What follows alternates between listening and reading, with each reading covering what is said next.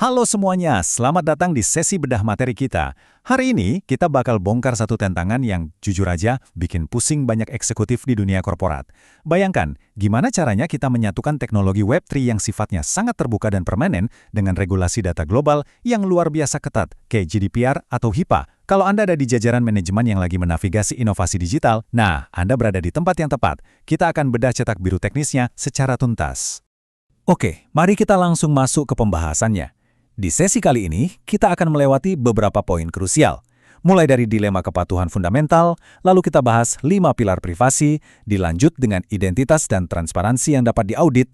Setelah itu, kita akan menavigasi trade-off arsitektur, melihat kasus penggunaan di industri yang nyata, dan ditutup dengan cetak biru strategis eksekutif. Sangat komprehensif, bukan? Kita mulai dari bagian pertama, dilema kepatuhan fundamental. Anda mungkin bertanya-tanya, apa sih sebenarnya masalah paling mendasar di sini? Gini, paradoksnya tuh kelihatan banget. Di satu sisi kita punya blockchain yang sifat alaminya itu tidak bisa diubah, alias menawarkan penyimpanan permanen dan transparan ke publik.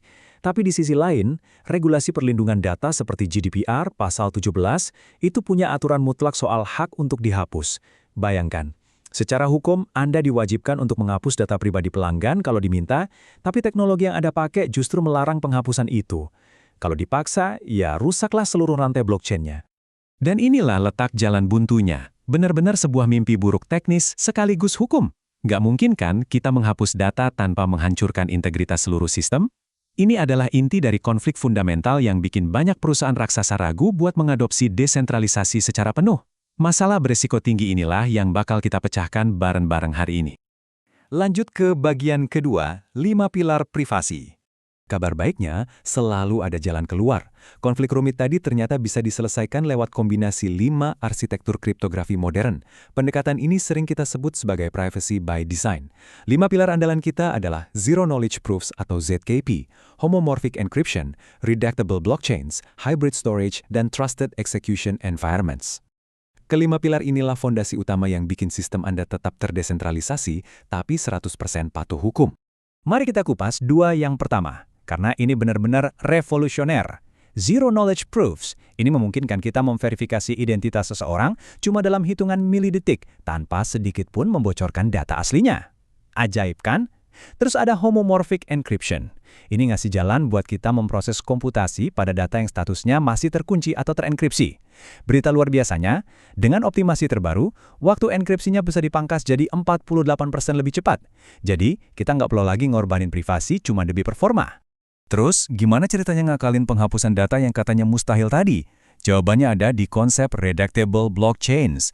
Sistem ini mengakali keterbatasan dengan menggunakan fungsi hash khusus yang punya semacam pintu jebakan atau trapdoors matematis.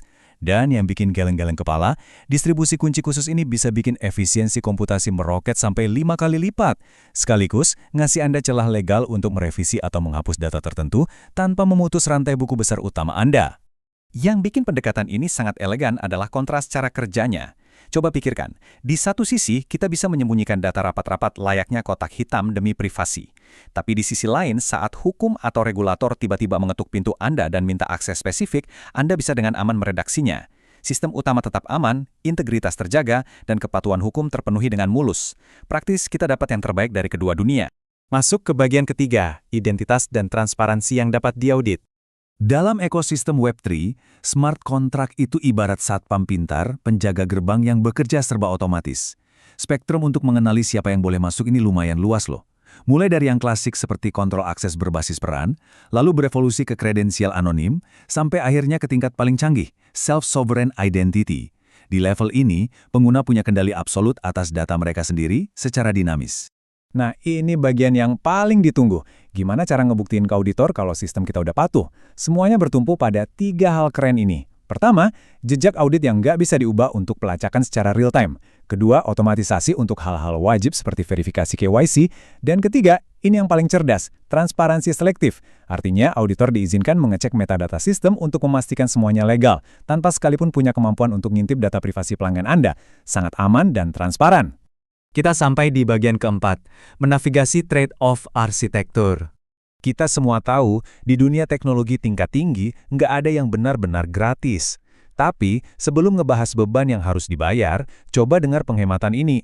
Melalui optimasi sistem manajemen kunci terdistribusi, Anda bisa menurunkan konsumsi biaya transaksi atau gas fee sampai melampaui angka 61%. Angka yang fantastis, bukan? Ditambah lagi, latensi jaringan bisa langsung drop di kisaran 91,4%.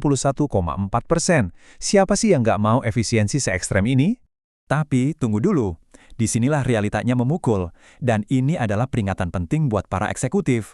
Semakin Anda menggeser fokus ke perlindungan privasi yang berlapis dan kepatuhan absolut, semakin ngos-ngosan juga kinerja sistem Anda. Mengimplementasikan enkripsi tingkat tinggi memang menjamin privasi tanpa celah, tapi efek sampingnya? Ukuran transaksi Anda bisa bengkak sampai 3 kali lipat, dan waktu tunggunya bisa tertunda hingga hitungan detik. Kecepatan dan privasi itu ibarat sebuah timbangan yang saling tarik ulur. Tarik ulur tadi yang pada akhirnya memaksa Anda membuat satu keputusan infrastruktur krusial. Memilih arsitektur publik atau privat? Di industri saat ini, jaringan privat nyatanya mendominasi dengan porsi 60%. Alasannya sangat logis. Permission blockchain ini sanggup memproses ribuan transaksi per detik dan punya fitur partisi data rahasia bawaan. Buat sektor yang aturannya ketat seperti perbankan atau rekam medis rumah sakit, jaringan privat ini bukan lagi sekedar opsi, melainkan sebuah kewajiban teknis mutlak. Bagian kelima, kasus penggunaan di industri. Sekarang, coba kita lihat langsung penerapannya di dunia nyata. Di sektor kesehatan, arsitektur hibrida ini dipakai untuk ngamanin rekam medis, sambil motong biaya transaksi persetujuan sampai 56,7%. Luar biasa kan? Lalu geser ke ranah keuangan dan logistik. Bank sentral pakai ZKP buat merancang mata uang digital. Dan yang nggak kalah keren, smart contract kini dipakai buat melacak integritas makanan halal dengan tingkat deteksi sabotase mencapai 99,8%. Ini bukan cuma teori di atas kertas, tapi solusi komersial yang aktif berjalan. Bisa kita bayangkan gimana fondasi privasi ini benar-benar mendominasi penempatan komersial. Rumah sakit sekarang sanggup melatih model kecerdasan buatan medis canggih dengan data pasien di server lokal mereka sendiri, tanpa perlu memindahkan sepotong pun data mentahnya keluar. Di sisi lain, rantai pasok global kini punya lapisan verifikasi yang secara harfiah mustahil buat dipalsukan. Aliran logistik terdesentralisasi benar-benar naik level. Dan akhirnya, bagian keenam, cetak biru strategis eksekutif. Berdasarkan semua wawasan tadi, ini dia 3 mandat strategis untuk tim Anda. 1. Pakai arsitektur modular berbasis penyimpanan hibrida sejak hari pertama. Anda wajib memisahkan data sensitif dari blockchain utama.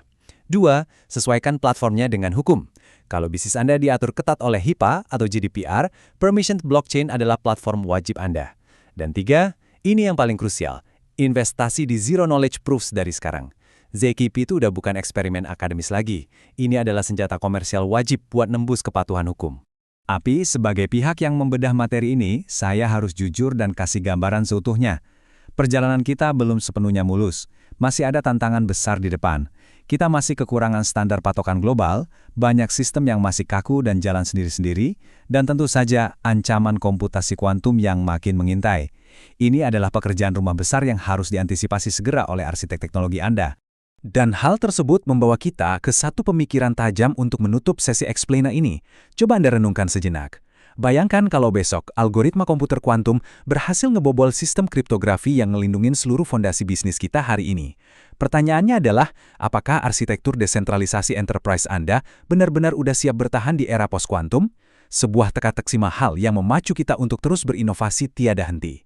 Terima kasih banyak udah ngikutin eksplorasi materi yang seru ini, dan sampai jumpa di pembahasan insightful berikutnya.